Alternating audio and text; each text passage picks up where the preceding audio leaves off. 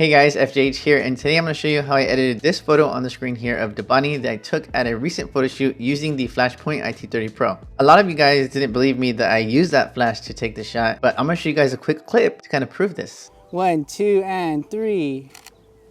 What was very key to that shot was letting in a lot of ambient light, but I am going to make a full video kind of going more in depth about how I took that shot. This video is going to be more about the editing, or not more about, but all about the editing, because a lot of you guys were also very curious about that. Before I begin, I just wanted to say that I have a bit of a chaotic mindset when I edit and retouch, so there's a lot of things that I could have done more efficiently and things I didn't even need to do because they're so subtle, but I just want to let you guys know that because you might think that when you see the editing that I'm doing, and you'd be totally right. All right, so here is the photo on the screen after I edited it in Lightroom. But what I want to do first before I show you guys how to get to this point is kind of break down exactly what I did to this photo. You can see that I did lower the exposure just a tad bit to -0.1. I did go to the HSL section, hue, saturation, luminance, and adjusted the hues, also adjusted the saturation, but not the luminance. Did a tiny bit of sharpening from 40 to 60. And then on the bottom where it says calibration, this is something that I do to all my photos, and it's that I increase the saturation of my photos more naturally through this section here on the bottom, this blue primary saturation slider. The only colors that get pushed a little too far are oranges and blues, so I usually go to the HSL section and lower the saturation of those two colors depending on the shot.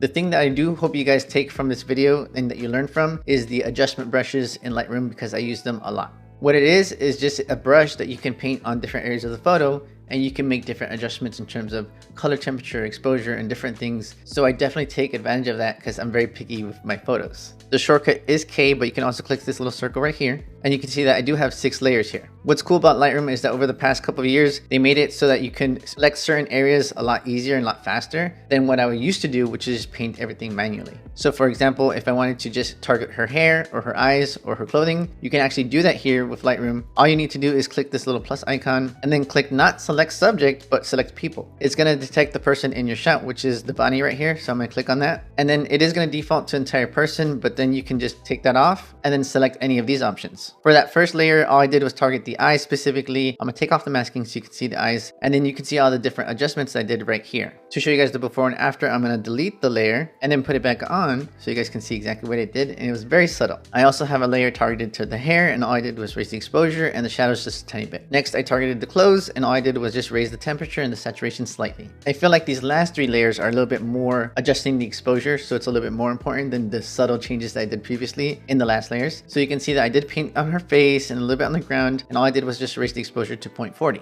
Here's the before, and then here's the after. This next layer is something I need to definitely make a dedicated video on, because it's something I do to be a little bit more selective with what I'm selecting. One thing that I do experience often is sometimes when I have a flash with a small softbox, it might hit the head and maybe end towards like the waist, and so the legs aren't getting hit, and so the legs are going to be a little bit darker and plus a little bit cooler in color temperature. When I experience that, that's when I do a little bit more of a selective adjusting on the photo so that I can kind of correct that. Again, I am going to make a dedicated video on that, so if you guys want to see that, let me know in the comments. That'll definitely make me make that video faster. To break it down, basically I select the entire person, and then I use a linear gradient to kind of mask the areas that I don't want. This is the before of that adjustment, so pay attention to her feet and the leg area, because they're going to get a little bit warmer and a little bit less highlights. Before, and then the after. But actually, seeing the little edit that I just did right now, I would have definitely increased the tint just a tiny bit as well. With this very last adjustment layer, all I did was brighten the exposure a tiny bit to 0.20. So here is the before, and then here's the after. And now let me show you guys a very quick version of that edit. The very first thing I want to do to this photo is raise the saturation, because I just like to see the colors while I'm editing. So I'm going to go to the section again, change it not to 60, but let's go a little bit further to 80 this time. And you can see that the skin is very orange. So I'm going to go to the HSL section and then drop the oranges to maybe -12. -12 to -15 for people with the body skin tone is usually where I need to go. Sometimes I do adjust the hue of the oranges as well. So I'm going to see how that looks like at a little bit -4.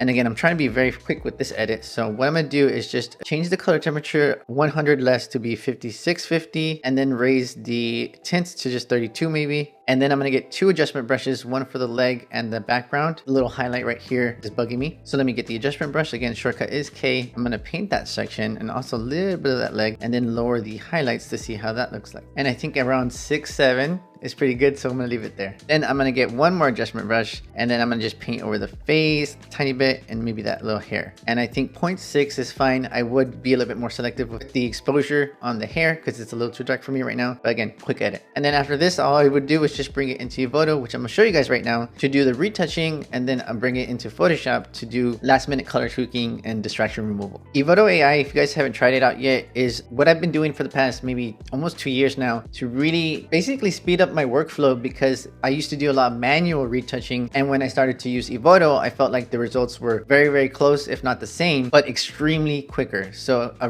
manual retouch used to take me about maybe an hour or more. A bit of a casual edit, I would watch something too, so it's like an hour. If I need to be quick, maybe 30 minutes. But now with Evoto, I can get the retouching done in max 1 minute. If you guys are interested in trying out Evoto, which I highly recommend you do, then you can get 15 free credits using my link in the description and the pinned comment. You guys are actually seeing the retouched version of this shot, so I'm gonna just show you guys, this is the before and this is the after, but it's more noticeable when you zoom in a little bit, so I'm gonna do that. Here's the before and then here's the after. Evoto AI is slider based, so it's very, very easy to just retouch your photos. Let me just take off all the edit altogether, and then I'll show you guys exactly what I did. I tend to always make use of the freckles and acne slider, so I'm gonna do that. Sometimes it will take off beauty marks, but you can actually bring them back. But again, this is gonna be a very quick edit, so I'm not gonna go through that. I also do very much recommend reduce face shine. I'm gonna bring it all the way to 100, but I tend to use it around maybe 60. Let's actually stick to 6, 7.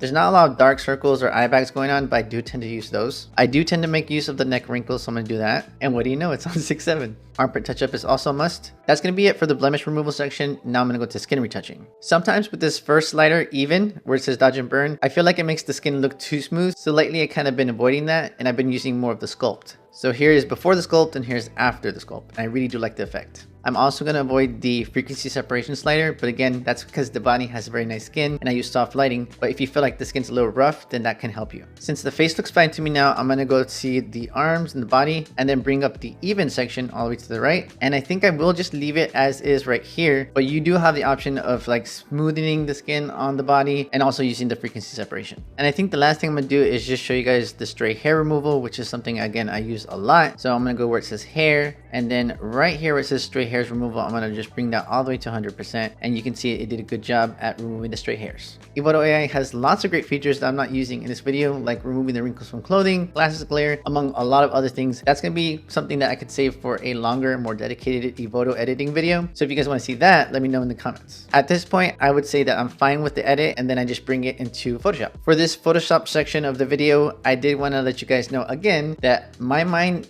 goes all over the place when I edit my photos. So you're going to see a lot of layers, but again, there's probably more efficient ways to do what I'm doing. It's just that this is just how my mind works. Okay, so with this very first layer, I did do frequency separation. So I'm going to zoom in on those specific areas that I targeted. So I'm going to show you guys the before and then the after. I probably could have just avoided doing this section right here because it did give her a little bit of definition. So I'm going to show you guys again the before and the after. But sometimes I do like to just do a little bit of smoothing on the neck and then the arms. So that's pretty much what I did for this photo. Then I did remove that softbox in the corner. And if you guys are wondering why is it in the shot to begin with, basically when you have a light source close to the subject, you get much flattering soft light. So sometimes I'll leave the light in the shot. In the past, I have used a second shot without the light to remove the light in Photoshop. But if it's just like a little bit in the corner, like with this photo, then I'll just use generative fill in Photoshop. I wasn't really liking this blotch right here, so I did use another layer of generative fill to kind of fix that. Then I used the AI remove tool, which is fairly new past year or so, to remove lots of different distractions. So this is the before and then here's the after. I did name these layers so you kind of get a preview of what I did. So this one's called leg/hand dodge. So that's exactly what's going on, which is raising the exposure of the legs and the hand. I do use the selective color tool to adjust my colors. So right now I selected everything in the shot here but the face, because I did raise the yellows and the oranges a bit, kind of like tweak the colors of those, but it kind of made the face a little bit different, a little bit weird. So that's why I masked it off the face a little. I also added a color fill of some brown tones at screen blending mode and 8% opacity. The next layer is again something where I said before where I could have just not done it altogether because it's so subtle, but I basically added a levels adjustment layer to kind of add a little bit of contrast to the shot, but it's so subtle, so I could have just not done that. Just like with Lightroom, you can also select the subject very nicely now, very fast. So I select the subject and then I'll go ahead and tweak the colors of just the subject, and then I'll probably do another selective color adjustment layer just for the background. It's so subtle, but I'm going to zoom in so you guys can see it a little bit better. But I basically just made the skin tones a little bit less green, a little bit more naturally red. Here's the before and then here is the after. It's so subtle, guys, but it is a difference. Next layer was just targeted for the background, so you can see the before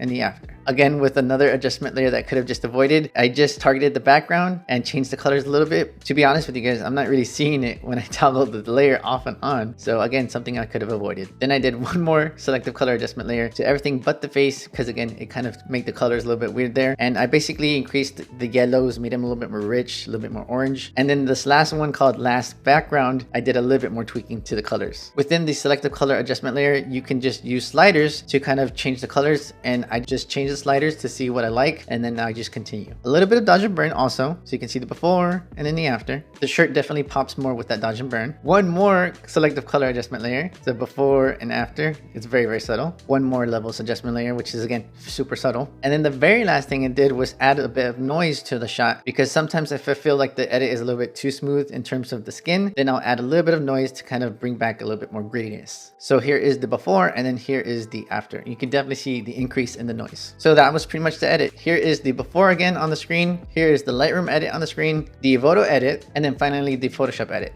And that's pretty much how I edited that photo. I hope this video helps you guys. I know that some people accuse me of editing too much, and that might be the case for some photos, but a lot of other times I'm a lot more quicker and I adjust the photo a lot less. So just keep that in mind. This specific video was one I wanted to make very, very quickly. So if you guys don't mind the clutter and how I'm dressed and different things, definitely let me know in the comments, because that'll make me making videos for you guys a lot quicker than me having to fix my hair, remove the cat hair from my shirt, and different things like that. So if you guys don't mind, then just, just let me know. I'm like, yeah, it's fine. But that's pretty much it for this video. Take care, guys, and I'll see you in the next one.